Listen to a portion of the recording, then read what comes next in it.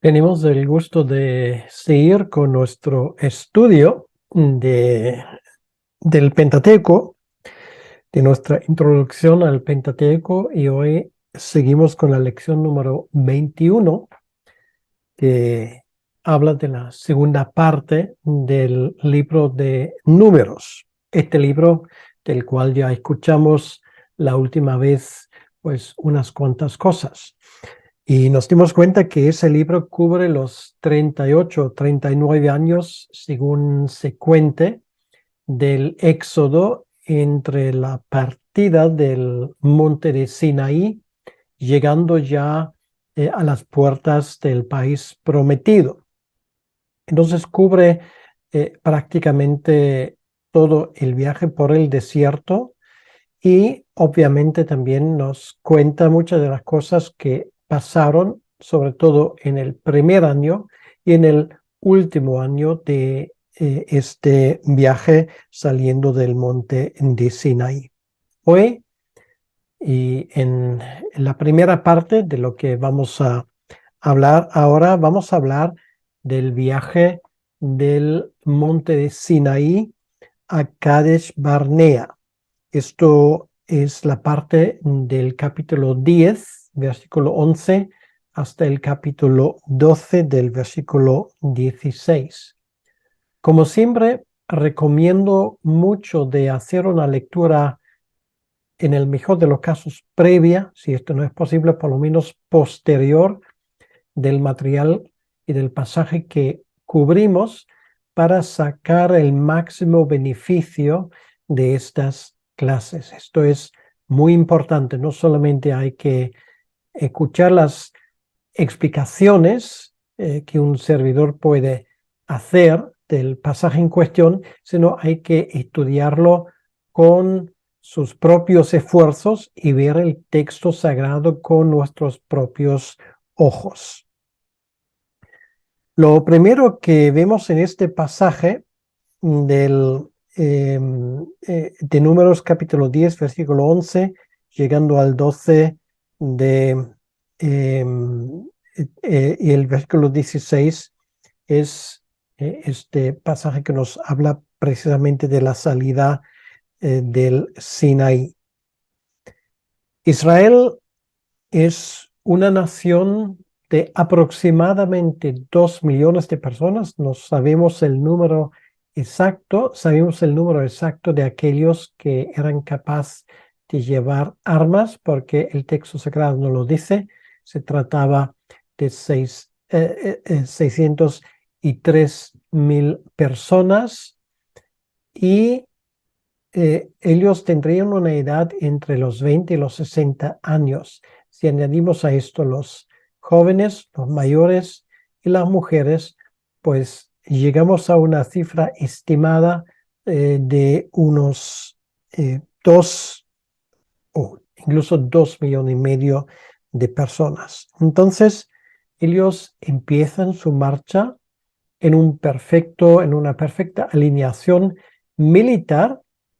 Lo expliqué la última vez, que ellos se formaban alrededor del tabernáculo, que era el punto central, y de esa manera se pusieron en marcha.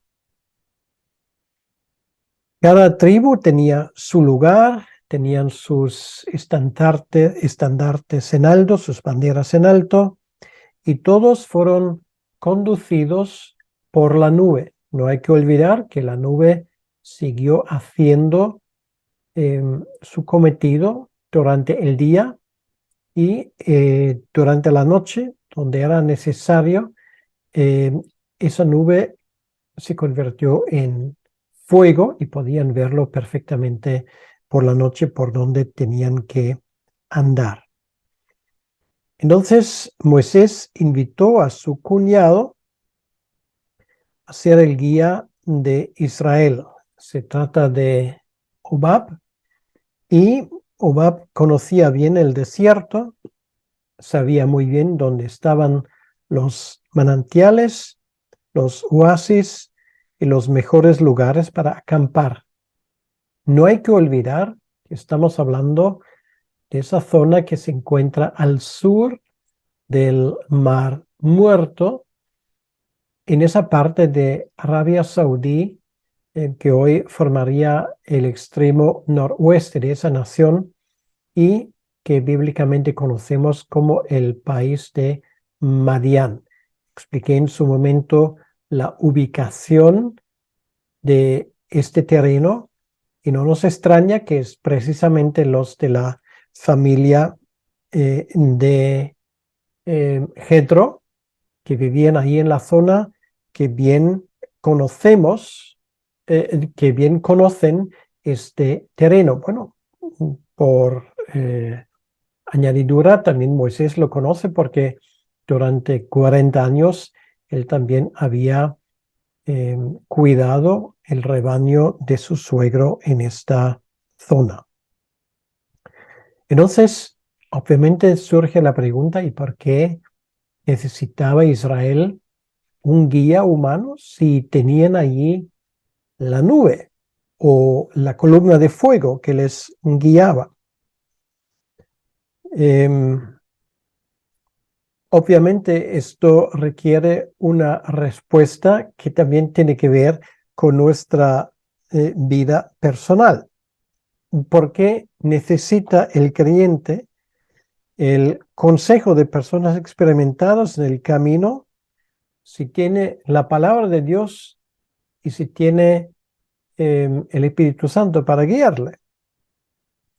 Pues obviamente aquí vemos que se juntan dos cosas. Por un lado, se junta lo sobrenatural y obviamente en los detalles también vemos que esa persona que bien conoce el terreno, también conoce algunos detalles que, por ejemplo, la columna de fuego o de la nube, pues no podía indicarlos. Entonces, los dos en ese sentido se complementan de forma perfecta. La invitación menciona dos razones por las cuales Hobab debía unirse a Israel. Bueno, leímos, y cito textualmente, te haremos bien porque Yahvé ha prometido el bien a Israel y no serás en lugar de ojos. Quiere decir que Israel obviamente confiaba en la obra y en la experiencia de ese hombre experimentado. La primera idea apelaba al propio interés de Hobab. Te haremos bien. Obviamente los israelitas no iban a hacer o no iban a acudir a sus servicios de forma gratis, sino además él sacaría un provecho de esto y eso no está prohibido. Y la segunda razón tiene que ver con su deseo de ser útil, de hacer algo grande por el bien de otros, en este caso por el pueblo de Dios. Aunque Hobab al principio no aceptó la invitación, aparentemente luego cambió de idea y acompañó a Israel porque encontramos referencias a sus descendientes en Canaán en la época de los jueces. Y para comprobarlo, y esto nos demuestra una vez más lo importante que es dejar que la Biblia se explique a sí misma, voy a leer de Jueces capítulo 1, versículo 16, donde dice: y los hijos del ceneo, suegro de Moisés, subieron de la ciudad de las palmeras con los hijos de Judá al desierto de Judá, que está en el Negev cerca de Arad, y fueron y habitaron con el pueblo. Y luego leímos en el capítulo 4 en el versículo 11, Eber, ceneo, de los hijos de Obab, suegro de Moisés, se había apartado de los ceneos, se había plantado sus tiendas en la valle de Zanaim, que está junto a Cedes. Entonces, con una Biblia, perdón, con un buen sistema de textos paralelos, con facilidad vamos a descubrir esas cosas que nos ayuden a entender el texto bíblico mejor. Después de haber estudiado esto, vamos al capítulo 11, y en el capítulo 11 del libro de Números, por primera vez y una vez más nos encontramos con el tremendo descontento del pueblo y también el desánimo correspondiente de Moisés. Lo primero que leemos aquí son las murmuraciones. Como había ocurrido antes en su viaje hacia el monte de Sinaí, ocurrió también aquí. Pronto Israel desvió su mirada de Yahvé y comenzó a quejarse en medio de este desierto. Es evidente que no era un viaje de placer. El sol que solía hacer y que suele hacerlo hasta el día de hoy en aquellas latitudes les hizo la vida difícil. Además, tenían que sufrir las privaciones y los peligros del ambiente por el cual marchaban. Pero era excusa para la ingratitud, la irritación y el espíritu rebelde. No habían aprendido a confiar en el Señor que les había cuidado durante tanto tiempo en el desierto. ¿Cuán pronto se olvidaron de la dura esclavitud en Egipto? De repente Egipto les parecía un lugar tan fantástico que se plantearon la pregunta: ¿y cómo hemos podido salir de ahí? Quedó obviamente en olvido los milagros tremendos que Dios obró al salir de Egipto. Se encuentra en parte la causa del descontento cuando leemos en el capítulo 11, el versículo 4. Dice: y la gente extranjera que se mezcló con ellos tuvo un vivo deseo, y los hijos de Israel también volvieron a llorar y dijeron: ¿quién nos diera a comer carne? La gente extranjera. Hay otras traducciones, por ejemplo, la Biblia de Jerusalén, que traduce la chusma, pero serían personas que en un principio étnicamente no pertenecían a las 12 tribus de Israel, pero que se habían juntado con los israelitas, aprovechando las bendiciones que ellos esperaban del Dios de Israel. Entonces, esto nos indica Éxodo capítulo 12, el versículo 38. Allí leemos de esa muchedumbre, esos extranjeros, dice Éxodo 12, 38, también subió con ellos grande multitud de toda clase de gentes y ovejas y muchísimo ganado. Entonces, obviamente ellos que no eran étnicamente israelitas, aún codiciaban los beneficios que ellos tenían en Egipto. Realmente con su corazón y con su mente estaban allí.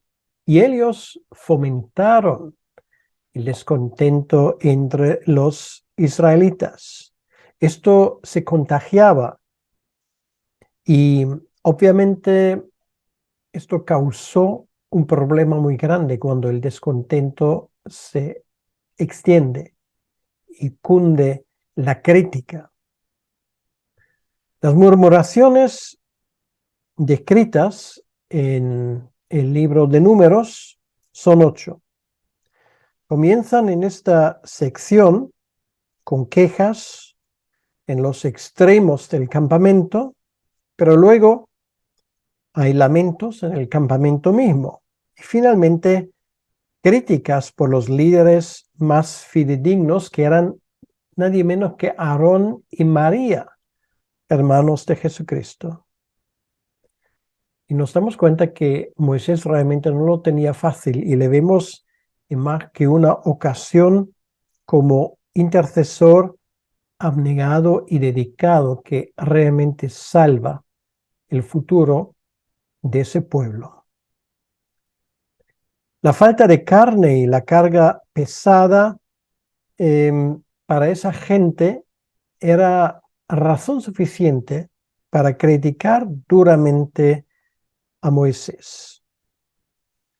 Entonces, luego vemos a Moisés aquí como el siervo de Dios que está rendido por el excesivo trabajo y por la frustración de no poder satisfacer la necesidad del pueblo. Se siente impotente, cansado. Bueno, ¿quién no podría identificarse con él en una situación así? Muchos de los más nobles varones de Dios han tenido a veces la misma experiencia de Moisés, están cansados. Sin embargo, aquí nos damos cuenta que, humanamente hablando, el destino del pueblo de Dios y del plan de salvación pende de un hilo, como tantas veces. Obviamente Dios no iba a permitir que ese hilo se rompiese. Y aquí Dios solucionó el problema de Moisés impartiendo su espíritu a los 70 ancianos a fin de que ellos pudieran llevar algo de la carga que Moisés había llevado solo. Es muy posible que Moisés mismo tenía parte de la culpa, porque ya nos damos cuenta que en el capítulo 18 del libro de Éxodo viene precisamente su suegro, Jetro, para darle a Moisés unas lecciones importantes, cómo distribuir el trabajo. Parece que después de partir del monte de Sinaí, habían vuelto a las andadas y una vez más Moisés se sentía realmente incapaz de hacer frente a todas las exigencias de su tarea, porque simplemente esto sobrepasaba la posibilidad de una sola persona. Entonces, aquí tenemos estos ayudantes ahora y nos damos cuenta cómo realmente ellos son una ayuda tremenda para Moisés. Su único deseo era que la obra del Señor prosperara. Vemos la respuesta de Moisés en el versículo 29 del capítulo 11, donde dice, y Moisés le respondió, ¿tienes tus celos por mí? Ojalá todo el pueblo de Yahvé fuese profeta y que Yahvé pusiera su espíritu sobre ellos. Entonces, esto es realmente un versículo que nos ayuda a entender las tensiones que había en el campamento en aquel entonces. Dios lo resuelve a su manera con esa ayuda, con esa intervención realmente sobrenatural. Y luego, nuevamente, Dios trajo mediante un viento codornices que cayeron rendidas en el campamento. Los israelitas, en su codicia, probablemente comieron algunos seguramente la carne cruda y muchos murieron a consecuencias de la plaga que resultó de esto. Entonces, esto es algo que los israelitas tenían prohibido y el resultado, pues, era evidente. Dios los castigó. Y a esto luego se añade algo en el capítulo 12 que a Moisés le debe de haber dolido más que ninguna otra cosa. Y esto es la crítica de los allegados o los más allegados a él, que era su hermana María, la que en su momento, en la providencia divina, le salvó la vida, y por otro lado, su hermano Aarón. Es bastante, siempre lo es, bastante desagradable para un líder encontrarse con la deslealtad de la gente, la cual tiene responsabilidad, pero es aún peor cuando los críticos más feroces son aquellos más cercanos a aquel que lleva la responsabilidad. Se indica que María fue la instigadora de esa crítica porque fue ella solo que fue castigada. En el capítulo 12, en versículo 10, leemos: y la nube se apartó del tabernáculo, y aquí que María estaba leprosa como la nieve.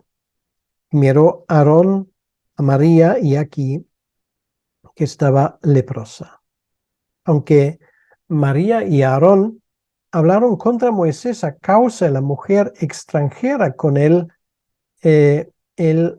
con la cual él se había casado, el motivo verdadero lo encontramos en el versículo 2 del capítulo 12. Ahí dice: solamente por Moisés ha hablado Yahvé, ¿no ha hablado también por nosotros?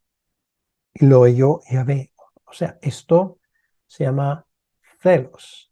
Esto se llama soberbia. Esto se llama orgullo herido y es nefasto. No estaban contentos con ocupar un lugar secundario detrás de Moisés. Igual que muchos que estaban descontentos entre los israelitas, ellos se olvidaron que Dios los escuchaba con su crítica. Pensaban que esa crítica se quedaría entre ellos, pero no es así. Dios lo escuchó perfectamente. Y así también, obviamente, serían las consecuencias para María, sobre todo. Moisés, como también nos indica el libro de Números, era un hombre muy humilde y no se defendió. Esto realmente para nosotros es un gran ejemplo. Estaba tan ocupado sirviendo al Señor que en realidad no prestó atención a los ataques contra sí mismo. Siempre él se manifestó con celo para defender el honor de Yahvé, pero dejaba que Dios, que fuera Dios que vindicaba su propia causa. Primero, el Señor habló en el tabernáculo a Aarón y a María, indicándoles que Moisés era superior a todos los demás profetas. En el capítulo 12, versículos 6 a 8, escuchamos: y él les dijo: oíd ahora mis palabras. Cuando haya entre vosotros profeta de Yahvé, le apareceré en visión, en sueños hablaré con él. No así con mi siervo Moisés, que es fiel en toda mi casa. Cara a cara hablaré con él, y claramente, y no por figuras, y verá la apariencia de Yahvé. ¿Por qué pues no tuvisteis temor de hablar contra mi siervo Moisés?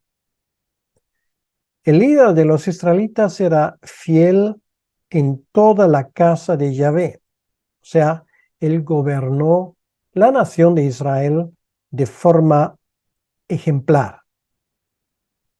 Dios no habló por visiones o sueños como él solía hablar con otros profetas, sino le habló cara a cara, como acabamos de escuchar aquí, es decir, con intimidad, como lo hace un amigo con el otro.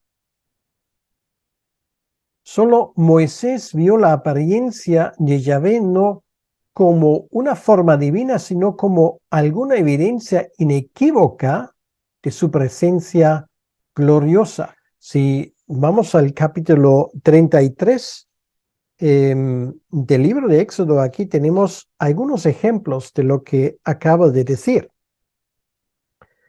Éxodo capítulo 33, vamos a leer primero el versículo 11. Y hablaba Yahvé con Moisés cara a cara, como habla cualquiera a su compañero, y él volvía al campamento, pero el joven Josué, hijo de Nun, su servidor, nunca se apartaba de en medio del tabernáculo. Y luego podemos verlo la misma cosa en el capítulo 33, versículo 20 al 23, el final del capítulo.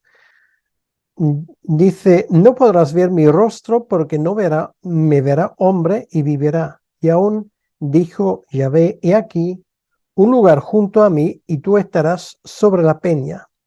Cuando pase mi gloria, yo te pondré en una hendidura de la peña y te cubriré con mi mano hasta que haya pasado. Después apartaré mi mano y verás mis espaldas, mas no se verá mi rostro. Bueno, nos damos cuenta que Moisés realmente tenía un estatus privilegiado como nadie lo había tenido ni antes ni después, ningún profeta del Señor. Luego, como ya lo he mencionado, Dios hirió a María con lepra.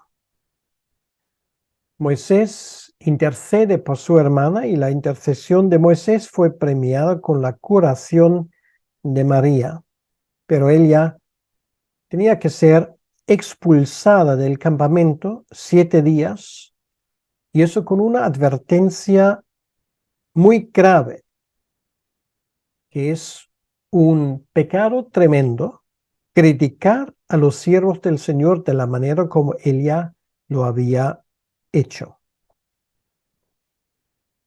Ahora nos damos cuenta a continuación, cuando salimos más adelante, que la cosa sigue. En el versículo, en el capítulo 13 y 14, nos damos cuenta del primer fracaso tremendo de los israelitas en el desierto Cades Barnea, causado por su incredulidad. Después de viajar pues aproximadamente 250 millas a través de escarpados pasos montañosos y elevadas mesetas en ese desierto de Parán, los israelitas llegan finalmente a Cades, ya en la frontera de la tierra de Canaán. Dios confirma su propósito de darles la tierra y todo lo que tenían que hacer era conquistarla y tomar posesión de ella. Fue un momento, una hora crítica en la historia de Israel en el desierto. Demostró que los hebreos no estaban preparados para apropiarse de la promesa de Dios. Fracasaron por su incredulidad y tuvieron que estar 38 años a partir de este momento en el desierto. Es realmente uno de los relatos más dramáticos de la Biblia. Y además es un pasaje que está lleno de lecciones espirituales. Bueno, vamos primeramente con el capítulo 13, los versículos 1 al 25, que es la misión de los espías. Al comparar Deuteronomio 1, 22 al 23 con el relato de Números, nos damos cuenta que el envío de los espías tuvo su origen en las peticiones del pueblo a Moisés. No estaban seguros de que Canaán fuera realmente un país de abundancia, como les había dicho Dios. En otras palabras, ellos desconfiaban de las promesas de Dios. Temían la guerra y querían saber si realmente sería posible conquistar a Canaán. En otras palabras, no confiaban en las reiteradas promesas divinas de que Él les daría la tierra. Moisés no discernió el motivo verdadero de esa petición y le pareció bien. Yahvé se les concedió y los israelitas iban adelante con esta misión de reconocimiento que vamos a darnos cuenta fue un error muy grave.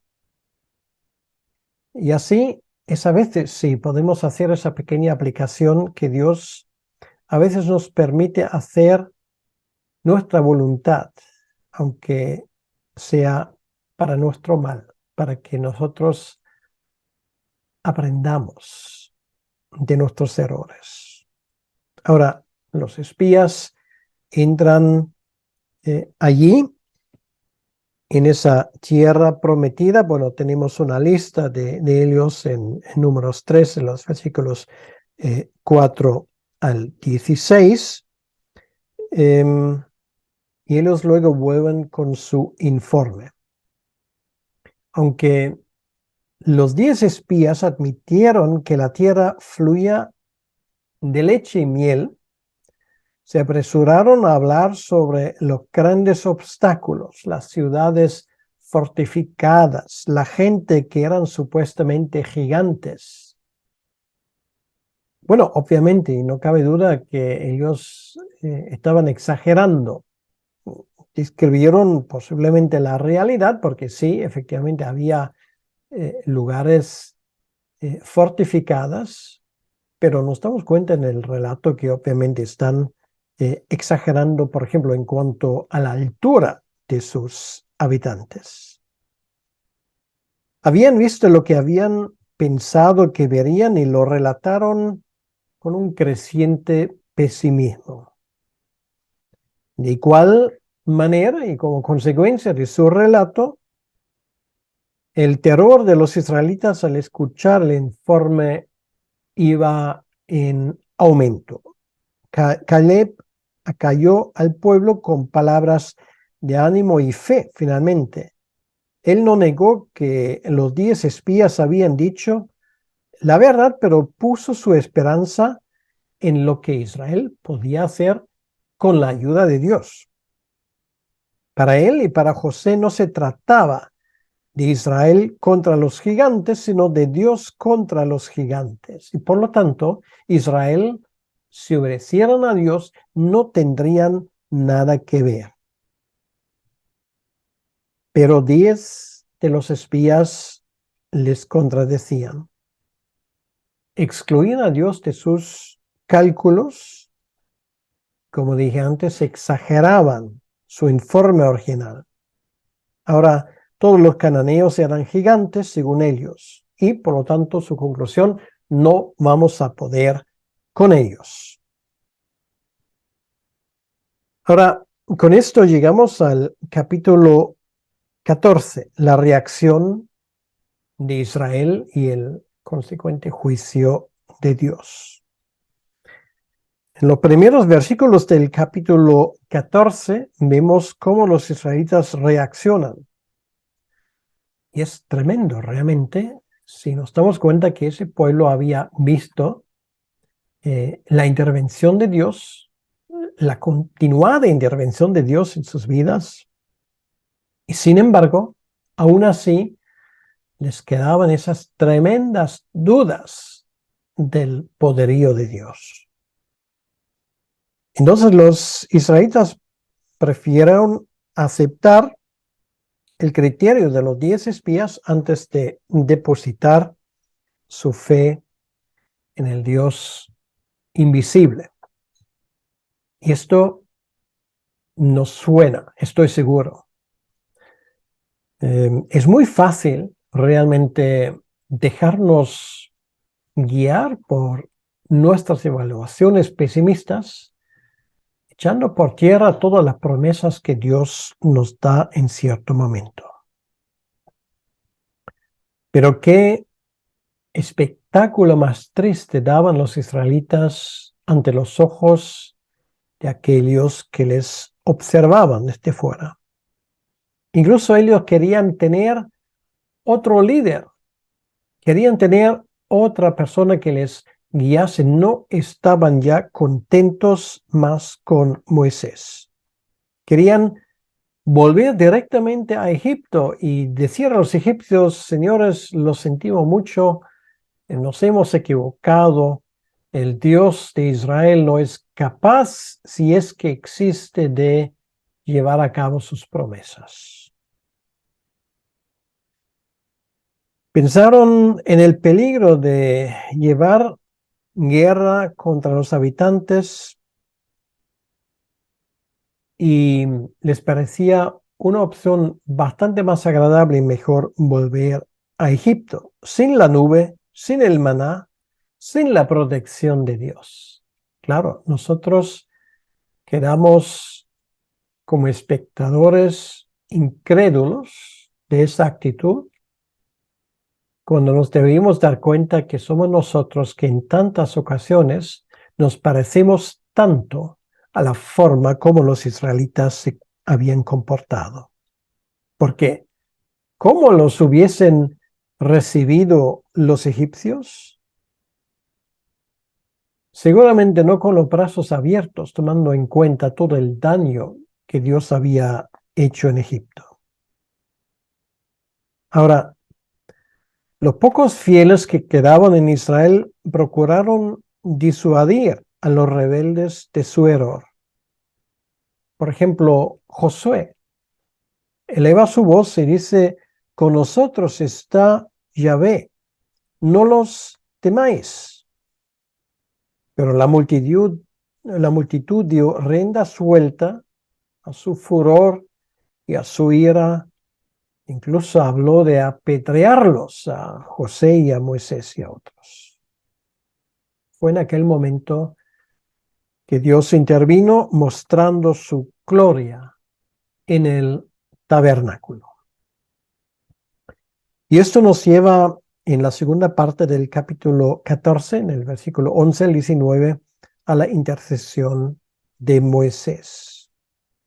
Ilustra cómo la intercesión de un hombre de Dios puede salvar a toda una nación de la destrucción. Los argumentos de Moisés se basan en la reputación de Dios y en sus promesas, y en su misericordia insondable.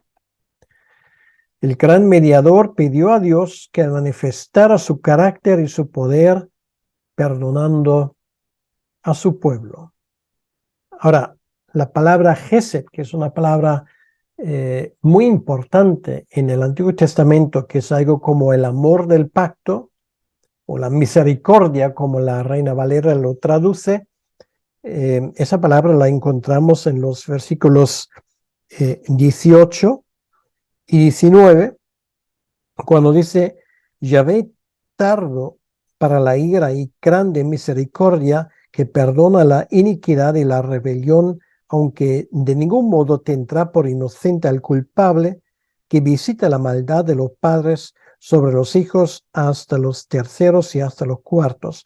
Perdona ahora la iniquidad de este pueblo, según la grandeza de tu misericordia, y cómo has perdonado a este pueblo desde Egipto hasta aquí. O sea, lo que hace Moisés, él apela al pacto, el amor que se basa en el pacto que Dios había hecho con el pueblo y anteriormente con Abraham, cuando él hizo un pacto unilateral. Ese gesed, ese amor del pacto, tiene muchísimo significado. Expresa lealtad, expresa fidelidad, expresa amistad y expresa constancia de parte de Dios. Dios es fiel a su pacto, es fiel a sus obligaciones que Él ha asumido irrespectivamente de los fracasos nuestros. Si nosotros somos infieles, Dios, sin embargo, sigue siendo fiel. Yo amo esa palabra, Gesed, que también aquí aparece. Aparece unos 250 veces en el Antiguo Testamento y es también como un hilo rojo que nos habla del hecho de que Dios no quiebra su palabra. Dios sigue siendo fiel a cumplir las promesas que Él había hecho. Y luego, para el final del capítulo, versículo 20 al 38 del capítulo 14, vemos el perdón y el castigo. Aunque Dios perdonó al pueblo, lo disciplinó también. Quería enseñarles cuán malo y cuán amargo es dejar a Yahvé, como lo expresa el profeta Jeremías en el capítulo 2, versículo 19. Los 10 espías, voy a llamarlos pesimistas, aquellos que no creyeron las promesas de Dios, fueron muertos y el pueblo fue condenado a peregrinar 40 años, o sea, a partir de ese momento otros 38 años en el desierto, un año por cada día de la exploración de Canaán. Todos los hombres mayores de 20 años morirían en el desierto, salvo a los 2 espías fieles que eran Josué y Caleb. Era la incredulidad de Israel lo que les impedía la conquista de Canaán. Los excluía de la tierra prometida. No estaban en condiciones de tomar posesión de ella. Si hubiesen entrado en la tierra prometida con semejante incredulidad, habrían sufrido una matanza impresionante. No se puede conquistar con un corazón débil y vacilante. Hebreos 3, versículo 12 y el versículo 15 nos insta: mirad, hermanos, que no haya en ninguno de vosotros corazón malo de incredulidad para apartarse del Dios vivo. Si oyereis hoy su voz, no endurezcáis vuestros corazones como en la provocación. Y el autor de Hebreos hace referencia a estos acontecimientos. Los israelitas finalmente se arrepintieron de su rebelión y otra vez, en un arrebato de valentía autoconstruido, esto no vino de parte de Dios, intentaban conquistar Canaán por sus propias fuerzas, pero era tarde y era inútil ese esfuerzo. Habían perdido la oportunidad en el momento oportuno y no lo habían querido. Y ahora solamente les quedaba la triste perspectiva de perder toda una generación en el desierto. Esto es el precio de la desobediencia. Y esto nos lleva al último capítulo que vamos a considerar en esta lección 21, que son diferentes preceptos y cosas que se tratan en el capítulo 15. Tal vez las leyes de este capítulo hayan sido dadas poco después de que Yahvé decretara la muerte de esa generación desobediente en el desierto, porque esos preceptos tienen que ver con cómo regular la vida en ese tiempo.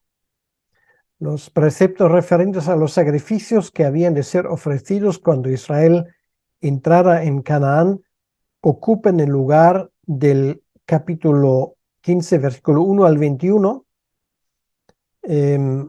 Y esto debería animar a los jóvenes hebreos a creer que la larga estancia en el desierto finalmente capacitara a la nación en obediencia de conquistar la tierra prometida. Luego había una serie de leyes que tenían que ver con expiar las faltas que se cometieron sin querer, las faltas inadvertidas. El capítulo 15, 22 al 29 habla de ese tema. Y eso contrasta marcadamente con el castigo severo del pecado consciente. Esto lo tenemos en el versículo 15, perdón, capítulo 15, versículo 30 a 31, y eso sí que voy a leerlo. Dice: más la persona que hiciera algo con soberbia, quiere decir, sabiendo lo que hace, así el natural como el extranjero, ultraja a Yahvé, esa persona será cortada de en medio de su pueblo. Por cuanto tuvo en poco la palabra de Yahvé y menospreció su mandamiento, enteramente será cortada esa persona, su iniquidad caerá sobre él. Es muy interesante porque la ley de Moisés no previó ofrenda para pecados intencionales, lo que mucha gente no toma en cuenta. Entonces uno se pregunta, y bueno, ¿y qué hace un israelita cuando comete un pecado intencional? ¿Tiene que morir todo el mundo? No, pero lo único que le queda es apelar a la misericordia del Señor. Un buen ejemplo, el Salmo 51, David, cuando comete el adulterio con Batsabé y está involucrado del homicidio del esposo de Batsabé, directamente debería haber muerto.